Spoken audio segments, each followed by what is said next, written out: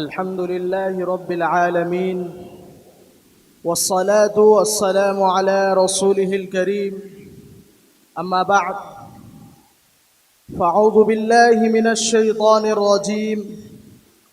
بسم الله الرحمن الرحيم وقرن في بيوتكن ولا تبرجن تبرج الجاهلية الأولى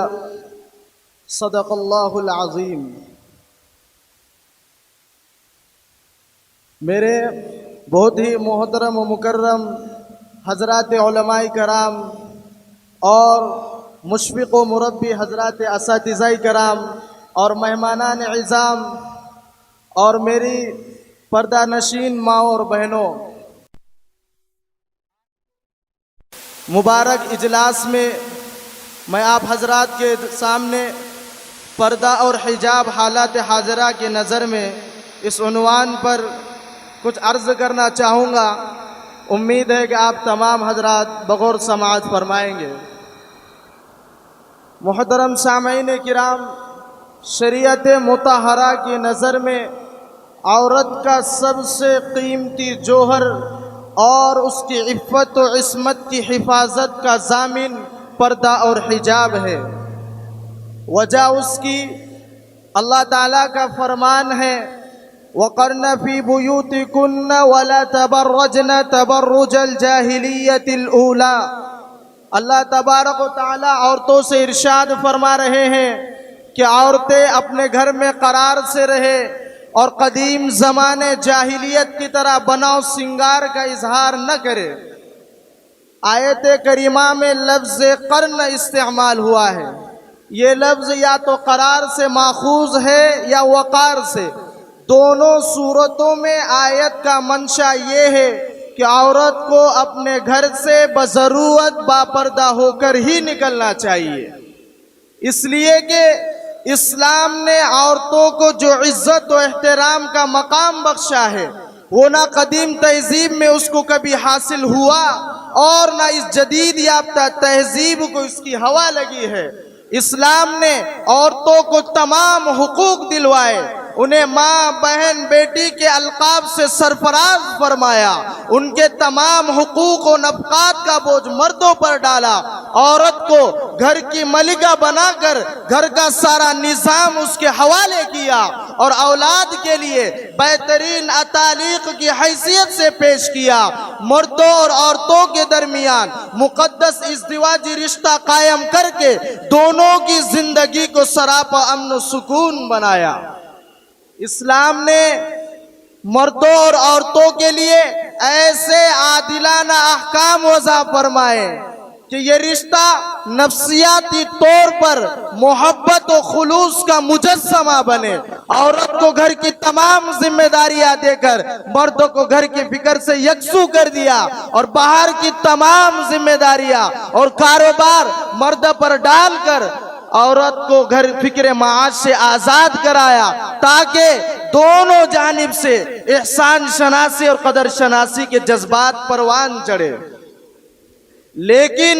موجودہ دور کی عورتوں نے حکم خداوندی اور فرمان مصطفی کو بھلا کر اور اسلام کے احکامات کو پس پشت ڈال کر اور اپنی عفت و عصمت کی چادر کو چاک کر کے اپنے گھر سے بے ضرورت بے پردہ ہو کر نکلنا شروع کر دیا اور مردوں کے شانہ بشانہ چلنا شروع کر دیا، جس کے نتیجے میں گھر گھر، قریہ قریہ، بستی بستی بے حیائی اور بے شرمی عام ہوتی جا رہی ہے۔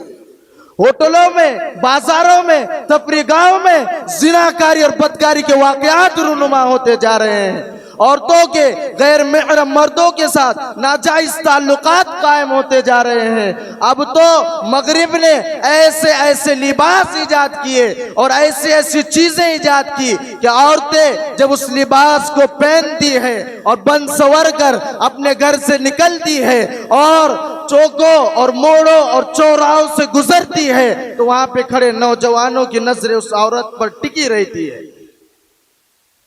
اس مغرب کے ایجاد کردہ نت نئے فیشن اور آدھے آدھے لباس نے مرد و زن میں فرق امر مشکل بنا دیا ہے۔ کسی شاعر نے کیا ہی خوب کہا ہے، لباس نو میں رکھی ہے رعایت ایسی ٹیلر نے، لباس نو میں رکھی ہے رعایت ایسی ٹیلر نے، جس سے جنس کی ہیرا پھیری معلوم ہوتی ہے، پتہ مشکل سے چلتا ہے مذکر و مؤنث کا، کبھی معلوم ہوتا ہے کبھی معلوم ہوتی ہے۔ محترم سامعین کرام، اسلام نے عورتوں کو کیسی عزت و احترام سے سرفراز فرمایا، ان کے لیے کتنا اچھا پردے کا نظام بنایا تھا، لیکن اس بزدل مغرب نے ان تمام احکامات کو غارت کر کے آزادی نسواں کا ایک پرفریب نعرہ ایجاد کیا اور عورت کو گھر کی سلطنت سے باہر نکال کر زندگی کی پرخار وادیوں میں رسوا کیا اور مردوں کے شانہ بشانہ چلنے پر مجبور کر دیا، اور جو فرائض مردوں کو سونپے گئے تھے اس کا سارا بوجھ اٹھا کر عورتوں پر ڈالا۔ یہ موجودہ تہذیب کا کیسا ظلم ہے؟ وہ عورت جو عصمت و تقدس کا نشان تھی، جس کی عفت و پاک دامنی سے چاند شرماتا تھا، آج اس کو اس موجودہ تہذیب نے پردے سے باہر لا کر ان ناپاک نگاہ رکھنے والے اور نجس قلوب لوگوں کے لیے راحت کی چیز بنایا۔ موجودہ تہذیب میں عورت اب وہ گھر کی زینت نہیں رہی، بلکہ بازاروں کی اور محفلوں کی رونق بن چکی ہے۔ آج بازاروں میں 2 پیسوں کی چیز بھی عورتوں کی تصویر کے بغیر فروخت نہیں ہوتی۔ یہ کیسی نسوانیت کی ذلت اور بے عزتی ہے؟ کیا اسلام نے عورتوں کو یہی مقام بخشا تھا؟ کیا موجودہ تہذیب نے عورتوں پر یہی احسان کیا؟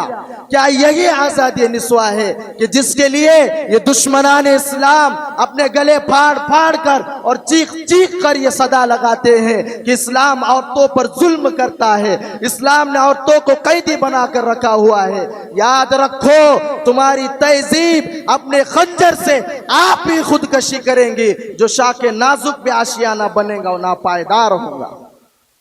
ارے ظالموں، عورت تو اسلام کی نظر میں ایک ایسا پھول ہے جو غیر محرم نظر کی گرم ہوا سے فوراً مرجھا جاتا ہے، تم نے اسے پردے سے باہر لا کر اس کی فطرت کی توہین کی ہے۔ پردہ تو عورت کا فطری حق ہے، عورت چاہے گھر میں ہو یا بازار میں یا کسی کالج یا یونیورسٹی میں ہو، وہ اپنی فطرت کو تبدیل کرنے سے قاصر ہے۔ وہ جہاں کہیں بھی ہوں گی، اس کی ضمیر کی خلش اور فطرت کی آواز اسے پردہ کرنے پر مجبور کریں گی۔ لیکن وہ بے دین قومیں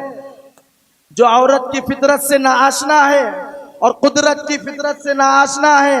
اور وہ عورتوں کے پردہ دری کا ارتکاب کرتی ہے، تو بھاڑ میں جائے، ہمیں کوئی پرواہ نہیں۔ لیکن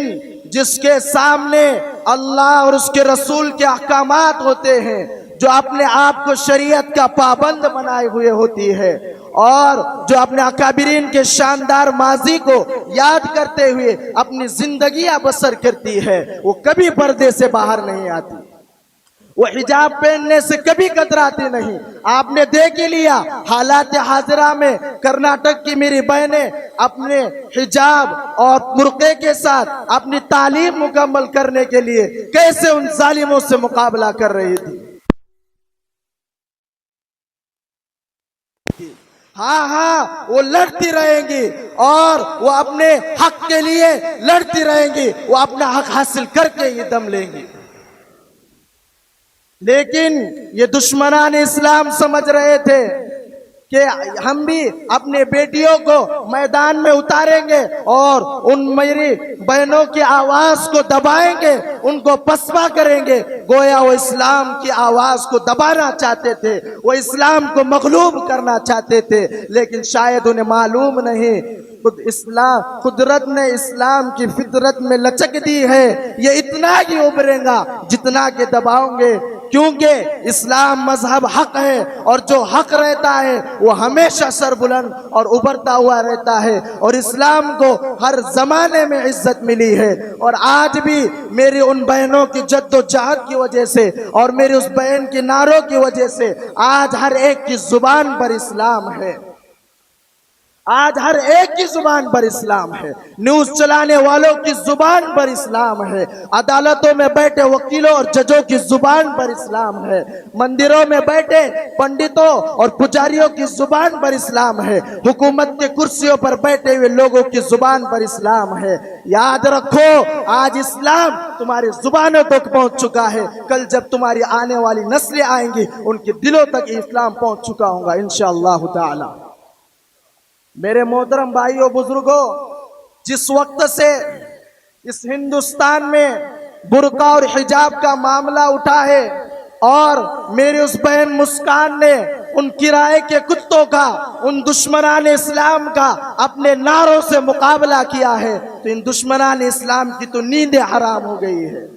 ان کے سارے منصوبوں پر پانی پھر گیا ہے، اور ایک مسکان کی نعروں نے تمہاری نیند کو حرام کر دیا، ایک مسکان کی للکار نے تمہارے سارے منصوبوں پر پانی پھیر دیا۔ لیکن یاد رکھو، اگر تم اب بھی باز نہیں آتے تو وہ دن بھی دور نہیں جب ہندوستان کے چپے چپے سے ہزاروں مسکانیں پیدا ہوں گی اور وہ اپنے حق کے لیے اور اپنے اسلامی تشخص کے لیے میدان میں اتریں گی اور تمہیں للکاریں گی، تو اس وقت صرف ہندوستان ہی نہیں بلکہ ساری دنیا کو ہلا کر رکھ دیں گے، تمہارے منصوبوں کے ساتھ تم کو نیست و نابود کر دیں گے۔ کیا تم یہ سمجھتے ہو کہ تمہارے ہاتھ میں حکومت ہے؟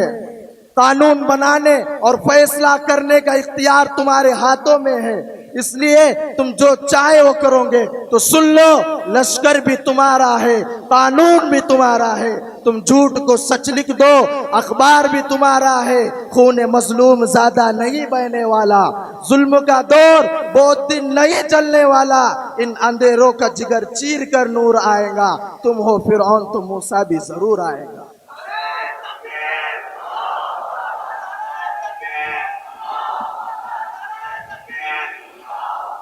اس لیے میری قوم کے نوجوانوں،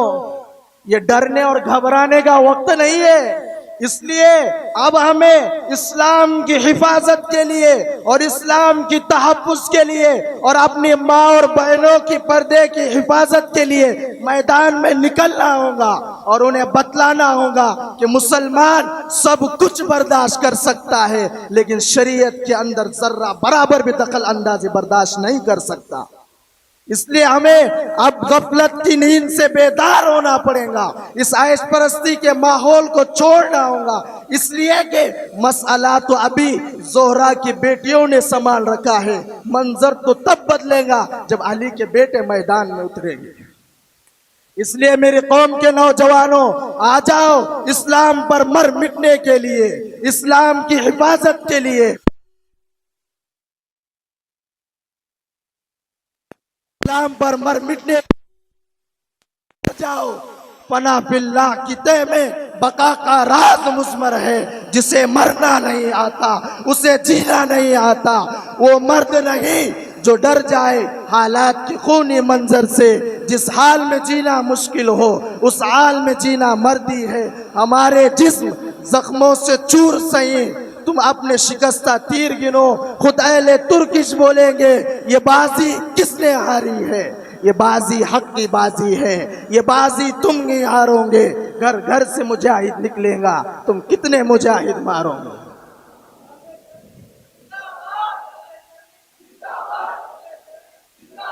اس لیے میرے قوم کے نوجوانوں،